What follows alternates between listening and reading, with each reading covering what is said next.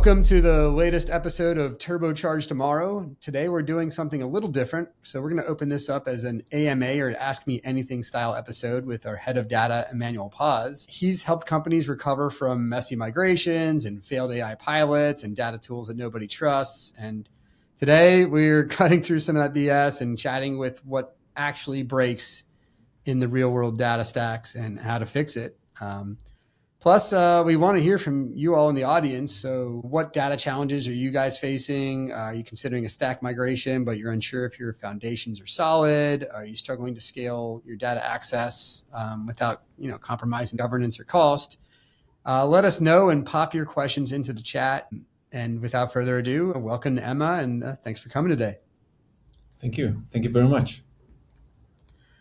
So let's just get right into it, man, and start with what we're here to talk about, really is, why do data efforts fail? And Emma, what are you seeing across companies right now when it comes to, data foundations or I guess lack thereof? That is a very interesting question. Also, it kind of merits an answer from a multiplicity of different angles. Probably a good opener is to establish, the two most common type of companies that have data experience or have been through a data track one way or the other. Interestingly enough, they both share a lot of, let's say, common issues, even though they're different sides of the same coin. I'm talking about, huge corporations or large companies. It doesn't have to be a huge corporation, and startups, right? In my opinion, or in my experience, they both accumulate certain analytical and technical depth in terms of data, but because of the very different reasons. For example, with a corporation or a big company, usually they've been invested into data for a long time, right? And they've gone through multiple data stacks. Not necessarily have a data culture, because when you venture into those organizations, teams tend to be granular, siloed. Everyone is very super specialized. So what happens is that, just to quote a few things that I would like to get back into later on during the talk, there's not a clear understanding of return of investment due to a belief that changing a tech stack would fix foundational issues, which are, the basics, quote unquote. They kind of push the same issue forward, right? And also they end up losing trust in the data because of this. That is siloed. There's not a single source of truth. They've got conflictive teams or opinions on how things should be implemented, because each one is super specialized. So there's no ownership end to end of the data solution. Do you have like an example that you've seen or worked with? I guess we can start with a more established company where maybe the data wasn't in the fidelity that was either expected or useful for the teams to be able to do something with. And if you're in that situation, how do you get yourself out of that? Yes, I've been to that situation. I can remember. I don't know if I can name those companies. I don't think so. Yeah. Right? It wouldn't be. It wouldn't be proper. But let me try to find, an equivalent example without giving too much away. But let's say you're a product company, right? And you're developing, let's say, a reporting solution for an external customer. But let's say your product director is very in tune with the business in general, but not with the data side of the product you're selling. For his vision, all of the data reporting and visibility tooling within that product is only there because the competition also has it. So you need to have it. So one of the conversations I had in the past is, I don't know how to monetize this. I don't know the intrinsic value of this. And I would believe that the main reason for that was that he was very invested into understanding certain pain points for the customer and say certain intrinsic properties of the business that would allow us to sell and gain market share, but he wasn't very into how those businesses operated and how they consumed the data. So that's the disconnect in general. You don't see that in startups, because they're so invested in knowing who the customer is, building a product, going to market, having product market fit. So it's exactly the opposite, right?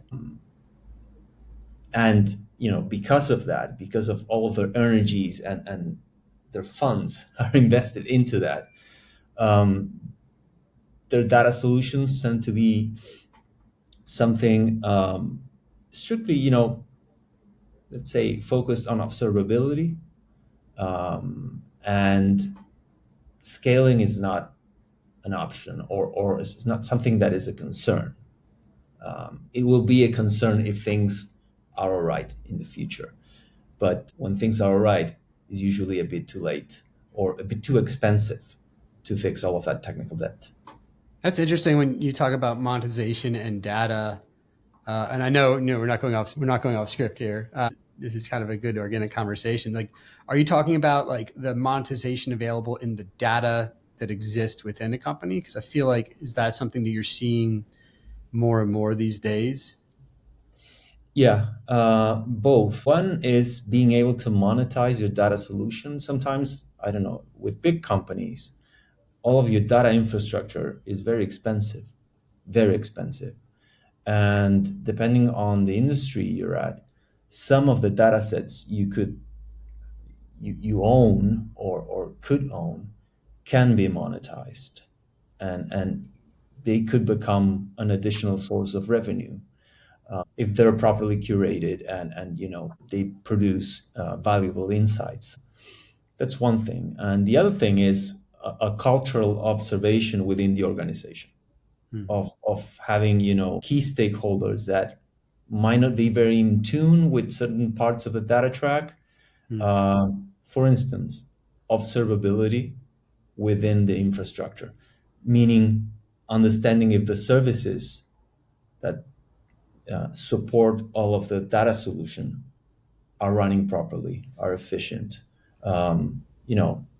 Understanding what the KPIs are for those solutions and the SLAs. All of that usually has to be measured. And in some cases, depending on the audience, that's a net loss because they don't understand it and they don't see the value of it until there is an issue, right?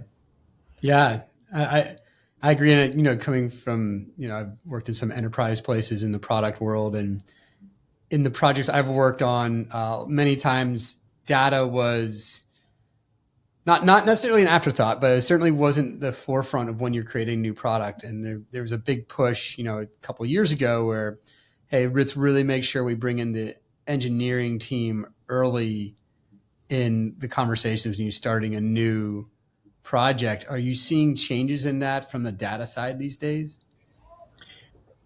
That is a great segue because that is probably the difference between having a data as a service mindset versus a data as a product mindset. I see changes of companies going into the data as a product mindset. Do you want me to explain what the difference is between the two? So, Please.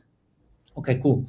So data as a service is pretty much what I was describing in the beginning. What usually big companies do, they could have a huge data team or data area that usually is a service provider, and they bring them in late, right? Because data, as I mentioned, might not be one of the cores of the business. It's not driving revenue. So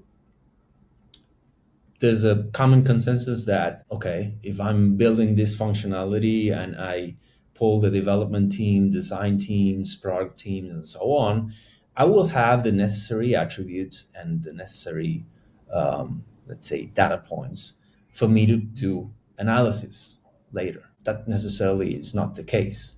Um, in fact, it could be quite the opposite. On the other hand, data as a product tries to fix that or change that mindset and involve data from the beginning. So let's let's say you're trying to go to market with some idea, and you have your development your development team and design and so on. It's a good practice to involve data from the beginning. So every time there's a concern or a red flag, or there's something very critical, they'll be able to advise, for instance, if you have a backend team or some other technical members of the company, what would be the best way to store that. So once you go to market, the first immediate question from the business will be, okay, how are we doing? If, for instance, you're doing a migration or a white label of a product that already exists, right? This actually happened to me. Migrating or rebranding an existing mobile application. And what happened is that that mobile application was rewritten. It used the same backend, but many of key events that were pushed from the front end on the mobile application changed. Okay. So there were a series of KPIs for the business that all of a sudden were slightly off. Slightly off. Why? Because we weren't still funneling all of the traffic from one application to the other or from both. So that renaming of those simple attributes that pushed a lot of metrics off. Hmm. And we had to do a lot of, let's say, forensic analysis and go from actually the opposite end, right? From the storage of those events to the front end to understand what was going on. It could have been easily avoided if we were, involved in the beginning. So, among other things, that is data as a product, right? Being involved from the beginning, having a clear sense of ownership. The concept of end-to-end ownership is something very important too. If you would like to, I would like to talk about that too, because I believe that to be very important. Yeah, and so yeah, curious to hear. So what you're saying, like in the new world that we're in now, in this kind of AI age, data is no longer kind of something that should be thought of, towards the end of a project. It really should be brought in early on as kind of, a peer to software development, product, and design. That data has, people who are doing it right these days are providing data as a seat, not only a seat at the table, but ownership. So yeah, I'd love to have you kind of double click into what you mean by ownership within the project. Yeah, well, end-to-end ownership is much more related into breaking silos. Hmm. Uh, just to simplify it a bit, or have a concrete example. Um, let's go back to the big company, right? Or the enterprise model, where you may have a group that is only focused on um, DevOps tasks, right? And infrastructure and SRE related tasks. So they may have very strict set of rules on how to operate, a preferred technology, or then again, set of tools, even templates. And the data team under that mindset will be a customer, an internal customer, because eventually they will be the ones that are maintaining all of the data services. Right. But within a context that is very dangerous, because those services become a black box for them because they didn't develop them. And also, not only that, their internal KPIs and their SLAs may not be aligned to data. So there's actually a conflict of interest there. And Hmm. in some cases, you could even say that those teams are enemies because, let's say, because of certain technical debt, I have certain data services for, let's say, event streaming or an LLM that are not performing well. That team will actually hate me because they own that piece of the solution. And my part of my work, which would be developing those services, is pushing their numbers off. So instead of working together, we're working against each other. And in a model where you have ownership end to end, sometimes that DevOps team or the image of that DevOps team, it's diluted because within each, let's say, sub application of the product, you have representatives of, DevOps, SREs, AI engineers, and so on. So the idea of of a conflict of interests is immediately, let's say, vanished. Because everybody's working within the same product, has the same goals, there's the same roadmap, which is very important. If you don't have a unified roadmap, then also it's very difficult to plan and to execute on a data track. So how do you like it? How would you recommend a company who isn't having that ownership mentality from the data side? How could they implement that? How could they, someone who's watching, how could they turn that, how could they take our conversation today and start making changes this afternoon or tomorrow? Well, this afternoon is a bit, it's a bit, you know, it's a bit of a hurry. Things that have been successful for me in the past is to pick a small project. Just start with a small win, something that you know that you can execute, and face it. And let's say you want to implement that end-to-end ownership model. You can define a pod or a group of people that will be working end-to-end within that small project, phase it out, scope it, and start executing. You also will have to be very cautious on how you scope it and how you will be measuring the success of that project. And that's how you learn, by execution, actually. There's no theoretical handbook to do this because each organization has its own culture and way of doing things. Usually what works is just pick something small that is on your reach and it will be impactful, and execute on that. Yeah, that's Do you have an example you could share, like from your experiences where you're able to create a small win yeah. and build on that? Yeah, it's for a very small change. A couple of years ago, an IoT company, there was an issue with warranties. As you know, warranty has a start date, right? Yeah. If it doesn't have a start date, then how do you enforce it? Okay. In this particular case, that IoT company sold certain devices, right? And every time there was a warranty claim, it was very difficult to obtain the actual, let's call it, inception date of that device. Why was that?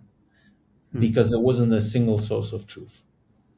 For the people that were in charge of the WMS system, the warehouse management system, for them it was the moment where the bill of materials changed. It was the bill of materials turned into an actual device. That was their inception date. For the sales team was the date in which the device was sold, and for the technology team was the date in which the device was installed. Okay, so, and each of them were conflicting because, of course, some part of the business wanted the date to be the eldest, and some other part of the business wanted the date to be, most present one. It doesn't matter. But very small win with that. How do we unify all of those systems to create a source of truth and have a single answer to that question? That was not a very difficult thing to achieve. It was just a couple of meetings, right? And find an executive agreement on, okay, which is going to be the metric. Then we thought about how to execute that. And the technical execution was rather simple also, because all of those different dates that I mentioned that exist on separate systems, they have their function. They're valid data attributes. That's a very simple example, and it has a very big impact, but because all of a sudden you're making the life of the operations team much more easy. every time there's a claim. Oh, And you absolutely. Oh, go ahead. and you'd be surprised. I mean, those type of issues are super common. Yeah, I think due to the nature of the expanse of data across these enterprises and companies, and maybe the lack of TLC in the last decade, I think I agree with you. I think we'd be surprised how many small wins could have big impacts. So just because it has a big impact doesn't mean it needs to be like a year long project with a full migration from tool to tool. Sometimes you can get really quick wins that are impactful. And from your perspective, taking a warranty and finding out the source of truth for a date, which is important for the company, and understanding from where you're sitting, like, guys, it's really not that hard for us to identify the source of truth, even though each individual team may not feel like that's easy. That's that ownership mentality you're talking about, and taking ownership of the data that really can provide some impactful wins for folks right now. So yeah, thanks for sharing that, Emma. We do have a question from the audience, so I'll make sure we get to this. So Alex asked us, how do you get different teams to agree on a single source of truth for key metrics? Which is wow, that was a great time. Usually, and that's perfect timing. Usually, there's a primary stakeholder for that. Um, in this particular case, for my example, there was a reliability engineering team, okay, that was in charge of calculating warranty times. So they were the ones that should be heard, in that regard. But usually the decision has to be business driven, and then it has to cascade down to technology. Unfortunately, that usually is a cultural or organizational issue, but then it also reveals how mature the organization is in terms of the data journey. They would be in a discovery phase at that point, but then again, I think the consensus has to come from the business identifying the key stakeholder. Once there's agreement between the key stakeholder and all of the involved teams, and let's say internal and external customers, on where that attribute is going to, or what the definition of that attribute is going to be, you have multiple options on creating dictionaries or maps or a document or a contract for that, which is also very important, that will define the single source of truth. You have that, then cascading that into technology is actually very simple. And if you iterate through that process, you end up cleaning all of your data solution. Pretty much that's the basics. Iterating through that cycle. Yeah, trying to be as lean as possible. What if you have like a stakeholder, and they're not aligned on what that single source of truth is? Like, do you ever have challenges? Do you ever come across challenges where there's disagreement into what is that single source of truth? And then in that case, like, how did you form the alignment? How do you grow that alignment across the team? Absolutely. I mean, sometimes that misalignment is because we might be talking about two different things, Hmm. right? And that ambiguity needs to be cleared. And in some cases, we're talking about two different metrics or two different attributes of the business that need to have its own data entity because they have their own relevance. If we're talking about the same thing and they're competing definitions that do not align, usually means that we need more conversations about that, but not much more than that, right? First, you have to come up with a clear definition. If it's not unified, well, we might be talking about different things. Hmm. That's something that also needs to be discussed. And maybe for different stakeholders, there could be similar definitions, but not for the same thing. Usually have different implications. Also, that has to be somewhere in an internal contract, not only for the data team, but for all of the consumers of that data, right? If you're eventually on a self-serve model where all of the data customers can consume and operate with the data, they need to be able to see if there are similar definitions for a particular set of attributes. Okay, where do I check this out? If there's ambiguity, where are the definitions for me to understand what I'm dealing with? Yeah, and I think going back to basics and having that understanding of like what really is, what are we talking about here? Are we all on the same page with, what is important, understanding what the KPIs are, understanding like what are you really trying to get out of it from the stakeholder perspective? And that misalignment may just be a communication problem. May not even be, might have to do with, the KPIs at all in general. Like, oh, we just don't, we're looking at it two different ways and then we're focusing on two different things, and understanding that can then help align on, oh, okay, well, this is going to be the single source of truth for this. And this is actually probably a single source of truth, what you're talking about, but it may be similar, maybe different from what we're actually looking at. We got one more question we got another question. So it's from Paulina. How do you justify data investments to leadership when ROI isn't immediate? It's a great question these days when folks are cost conscious and folks are paying attention to what investments are being made. Absolutely. There might be multiple answers to that question. I mean, I think one could be my example in the beginning, with that service mindset, and the question that a product director came to me and said, I don't know how to monetize this. Usually, if it's cultural, then the person that is asking that question may be too far away from the data solution, too far removed from the data solution intrinsically. Sometimes what happens is that because of the lack of trust in the data, meaning business asking questions and data continuously delivering wrong answers, that may be a very valid question, right? Because you don't have single source of truth for very basic business questions.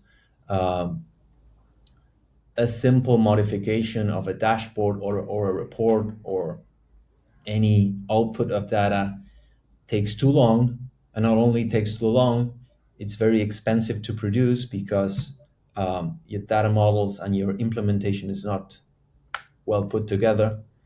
And to make it worse, there might be mistakes on it. So those are the cases where that question could be duly justified, right? So, I mean, there's a lot of work to be done. Best case scenario within this, scenery that I've gone through is we're dealing with someone that is not entirely data savvy or a little bit removed from the data piece of the business. But all other cases are valid and usually happen. Lack of trust because data teams are not delivering. In your experience, how have you handled those conversations? How have you ever had an experience where like you've kind of helped support or help lobby for a project that didn't have immediate ROI value, and you were successfully able to find budget for it? Like for data leaders out there who are doing similar things, like what are some tips and tricks that they can use to help justify something, a project that maybe their stakeholders may not see as significant as the biggest ROI for the company this minute, but long term it actually will be extremely helpful and could kickstart the success that they need. Well, let me go on not a tangent, but on a different angle to answer that question. Nowadays, everybody wants to leverage LLMs, right? Because they believe that LLMs are the end all be all and they will solve all of the fundamental problems that I have within data. All of these inconsistencies that we were talking about and all of these issues. And long story short, that doesn't happen, right? So most often than not, I find myself trying to explain why there's more ROI, at least intrinsic ROI, in working on the fundamentals than trying to put an LLM layer on top of something that doesn't, achieve the bare minimum from a business perspective. It also, could be super expensive to maintain. Um, Sometimes cost savings are much more important than return of investment, depending on where you're at um, as an organization. Um, but what's also very useful in those conversations is to provide simple examples, very simple examples that are internal examples, not situational examples such as the ones that we spoke now. Just tell me about what's going on with the data solution. Tell me about what type of questions you never find an answer to. Is accuracy something important for you? And so on. And you start threading, and most often than not, that's where the return of investment becomes very clear, especially with the examples. That's awesome. Well, time really flew here, Emma. We need to wrap up here in a second. I guess really it's the series is called Turbocharge Tomorrow, and for a reason. And we're talking about actionable insights. So if there's one technology that leaders could start doing today to prepare for tomorrow, what would it be, Emma? One technology? One thing technology leaders could do. So it doesn't have to be Oh, one specific technology, but like one thing that if you're a technology leader, you're watching, what's the takeaway that you want to leave folks with? What's one specific thing that you want to make sure they leave here thinking? I think the many, many, many things that come to my mind. In terms of trends, what's been going on for the past couple of years, we would never have been able to predict where we're at right now with machine learning and AI and so on. So if I try to think about the past and put myself in a position where I had to forecast this, I wouldn't be able to do so. But there's something that would have been very useful for anybody in that situation, is to have a clean data solution, meaning as lean as possible, try to address all of the fundamentals, avoid all of these common issues that are rather simple, multiplicity of answers for single questions, because that also signifies that there's a lot of data hoarding in your solution that impacts costs and so on. So be as lean as possible. Why? Because if you have a lean solution, then every time something new comes up, it's very simple to put up an MVP, test it, and see its actual value, right? Because if your fundamentals are already wrong and you cannot find trustworthy answers for any question, then your foundations are not there. You're not there. So you'll see all of the new stuff go through, because your time to market and time to implement any of these new solutions will be super slow. And aligned to that, when you're going through that and through that period, is also very difficult, and you will need to decide if you want to do cost savings or operational savings or develop new product. If you try to do both, you can, but it will be painful. That's great. That's Yeah, how it's very timely, right? So in an uncertain future, the thing that we know is that you're going to want to have data you can trust. And so spending the time to have the fundamentals correct now is the best way to future proof yourself in a world where we're not sure what's going to be leveraged to access that data. But if you can't trust it, then you can't trust it. Well, thank you so much for taking the time, Emma. Thank you to our audience for fantastic questions. This is Turbocharge Tomorrow, and thank you so much for joining us in this episode. Thank you. See you soon.